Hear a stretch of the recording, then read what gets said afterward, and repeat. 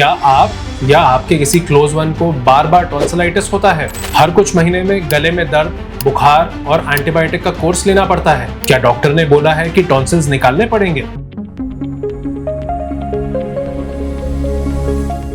तो आज हम बात करेंगे एक मॉडर्न और कंफर्टेबल टेक्निक के बारे में जिसे कोअब्लेशन असिस्टेड टॉन्सिलेक्टमी कहते हैं। ये एक ऐसी सर्जरी है जो ट्रेडिशनल मेथड के मुकाबले में ज्यादा आरामदेह है और फास्टर हीलिंग होती है। टॉन्सिलेक्टमी तब की जाती है जब टॉन्सिलाइटिस बार बार हो रहा हो, जैसे रिकरेंट एपिसोड्स होते हो, टॉन्सिल्स इतने बड़े हो जाएं कि सांस लेने में दिक्कत हो, जिसे स्नोरिंग या स्लीप एपनिया कहते हैं, टॉन्सिल्स में पस या पस के पॉकेट्स बन जाएं जिसे एब्सेस कहते हैं, बैड ब्रेथ और क्रॉनिक इन्फेक्शन डिस्टर्ब कर रहा हो डेली लाइफ को। इन केसेस में टॉन्सिल्स को निकालना नेसेसरी हो जाता है और यही कोअब्लेशन का रोल आता है। पहले समझते हैं कि कोअब्लेशन क्या होता है। कोअब्लेशन का मतलब होता है कंट्रोल्ड अब्लेशन। ये एक टेक्निक है जिसमें low temperature radio frequencies, energy और सेलाइन यानी नमक वाला सोल्यूशन को यूज करके टॉन्सिल के टिश्यू को जेंटली डिसॉल्व किया जाता है। इसमें ना हाई हीट होती है ना बर्निंग, बस कूल एनर्जी से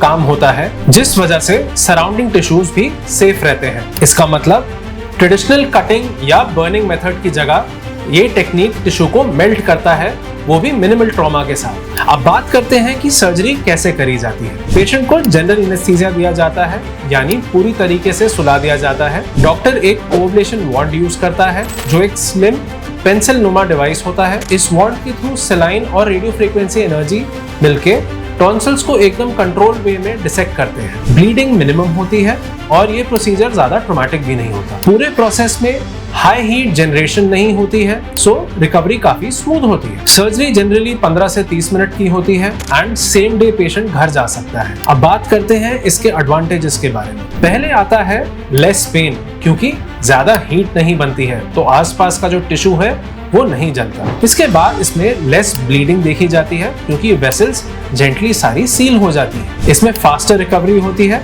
चाहे बच्चा या बड़ा, दोनों ही जल्दी ठीक हो जाते हैं। इसमें लेस टिश्यू डैमेज होता है जिससे आसपास का जो हेल्दी एरिया है वो सेफ रहता है, तो हीलिंग फास्ट रहती है। ये छोटे बच्चों के लिए काफी अच्छा माना जाता है क्योंकि इसमें ब्लीडिंग नहीं होती है और जल्दी हीलिंग हो जाती है, तो बच्चों के लिए परफेक्ट है। And return to normal life is quicker. आप नॉर्मल अपने घर के कामकाज में जल्द से जल्द वापस आ सकते हैं। खाना, बोलना, स्कूल का काम सब जल्दी शुरू हो जाता है। अब बात करते हैं इसके पोस्ट ऑपरेटिव केयर के बारे में। कोअब्लेशन सर्जरी के बाद केयर भी काफी सिंपल होती है। पहले 5 से दिन में सॉफ्ट और ठंडा ही खाना लें। ज्यादा स्पाइसी या गर्म चीजें अवॉइड करना चाहिए। गार्गल्स कुछ दिनों तक चलते हैं जो काफी इंपॉर्टेंट होते हैं, जैसे एडवाइस किए जाते हैं उसे उसी प्रकार लें। ये लगभग 1 हफ्ते तक चलते हैं। Regular antibiotics and pain killers जैसा डॉक्टर एडवाइस करता है उन्हें उसी टाइम से लें। कोअब्लेशन इक्विपमेंट थोड़ा कॉस्टली होता है, इसलिए सर्जरी भी थोड़ी महंगी हो सकती है। हमारे सेंटर में ये इक्विपमेंट अवेलेबल है, बट हर हॉस्पिटल में ये अवेलेबल नहीं होता,